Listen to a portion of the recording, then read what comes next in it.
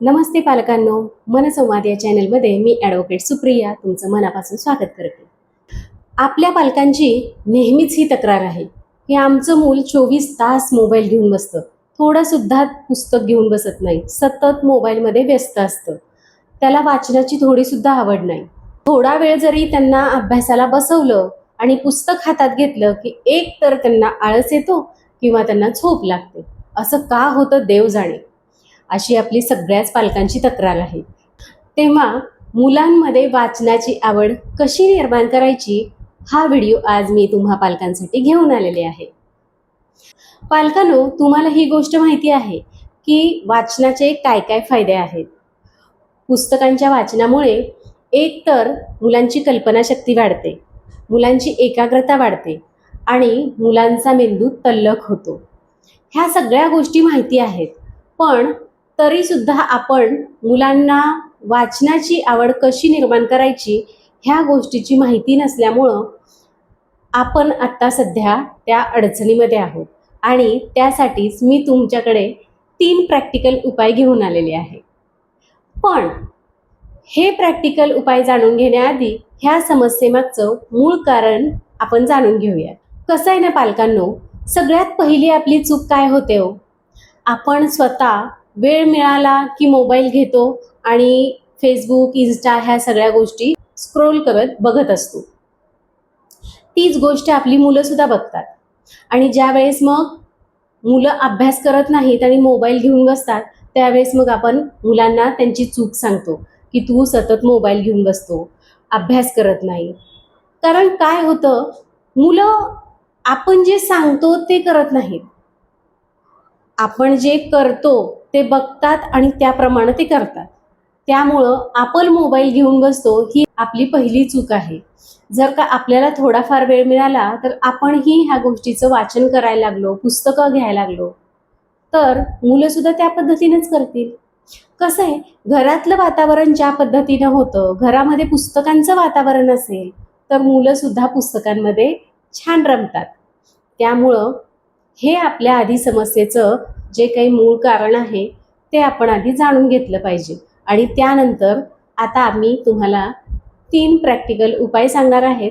ते केल्यानंतर नक्कीच तुमच्या मुलांना वाचनाची आवड निर्माण होईल. चला मग बघूयात आपले हे 3 प्रॅक्टिकल उपाय. मी तर नियमच म्हणेन, हे 3 नियम कोणते. सगळ्यात पहिला प्रॅक्टिकल उपाय म्हणजे सगळ्यात पहिला नियम हा की पुस्तकांची निवड मुलांवर सोपवा. ते कसं, मुलांना वाचनासाठी लगेचच अभ्यासाची आणि अवजड पुस्तकं देण्याआधी थोडासा विचार करा. कारण तशी पुस्तकं मुलांना देऊ केली की मुलं सुद्धा कंटाळतात, त्या गोष्टीचा कंटाळा करतात. त्यामुळं काय करा, मुलांना एखाद्या पुस्तकांच्या दुकानात घेऊन जावा किंवा प्रदर्शनाला घेऊन जावा.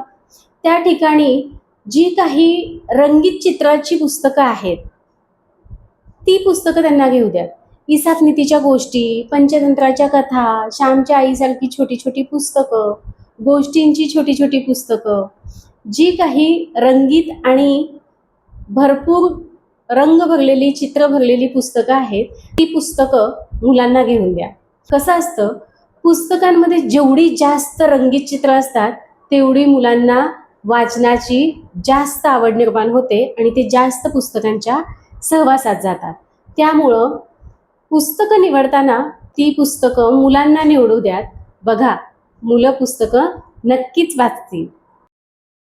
आता प्रॅक्टिकल उपाय 2 म्हणजेच नियम 2 हा की बेड टाईम स्टोरीचा नियम बनवा.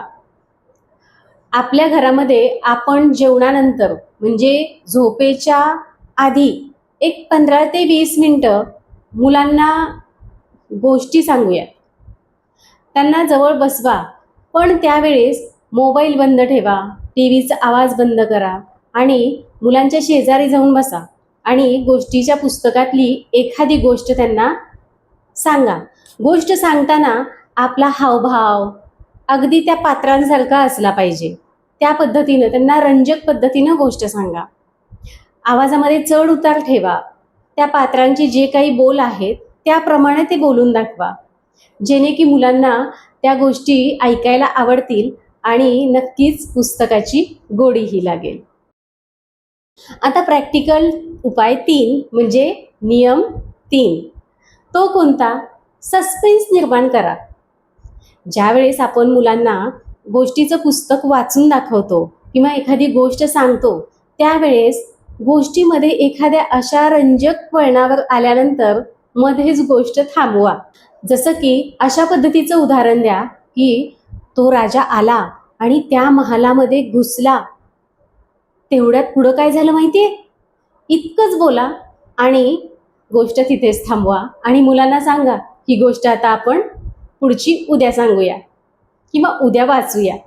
असं सांगितलं की ते गुड काय आहे हे कळण्यासाठी मुलं ते गुडाची उकल करण्यासाठी स्वतःहून पुस्तक हातात घेतील आणि त्यांना वाचायला येत असेल तर ते नक्कीच पुढची गोष्ट स्वतःहून वाचतील. म्हणजे त्यांना स्वतःहून ती आवड निर्माण होईल.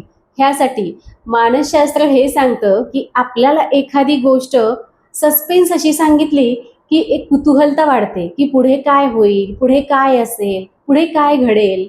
त्यामुळं एक असा गोष्टीचं पुस्तक वाचताना सस्पेन्स तयार करा, जेणे की मुलांना कधी एकदा त्या सस्पेन्सचं म्हणजे त्या गूढ आहे त्याची कधी एकदा उकल होती असं होतं आणि ते स्वतःहून गोष्टीचं पुस्तक हातात घेतील आणि वाचतील.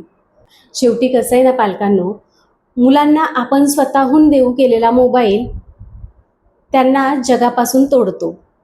पण आपण जर का मुलांना वाचनाची आवड निर्माण केली, त्यांना वाचनाची सवय निर्माण केली, तर त्या वाचनामुळे आपला मुलगा एक प्रगल्भ व्यक्ती किंवा यशस्वी व्यक्ती बनू शकतो. त्यामुळं पालकांनो, वाचनाचे खूप फायदे आहेत आणि त्या फायद्यांपासून आपण त्यांना वंचित ठेवता कामा नये.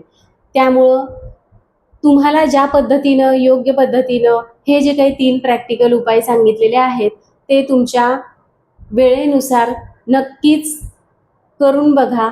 नक्कीच मुलांमध्ये वाचनाची आवड निर्माण होईल आणि तुमची ही समस्या झटक्यात बंद होईल. तुमच्या मुलाला वाचनाची आवड आहे का? हे खाली कमेंट करून मला नक्की सांगा. व्हिडिओ आवडला असेल तर लाईक करा. सगळ्या पालकांपर्यंत हा व्हिडिओ जाण्यासाठी शेअर करा आणि आपल्या चॅनलला सबस्क्राईब करायला विसरू नका. पुन्हा भेटूयात तुम्ही, मी आणि एक नवीन विषय. तोपर्यंत धन्यवाद.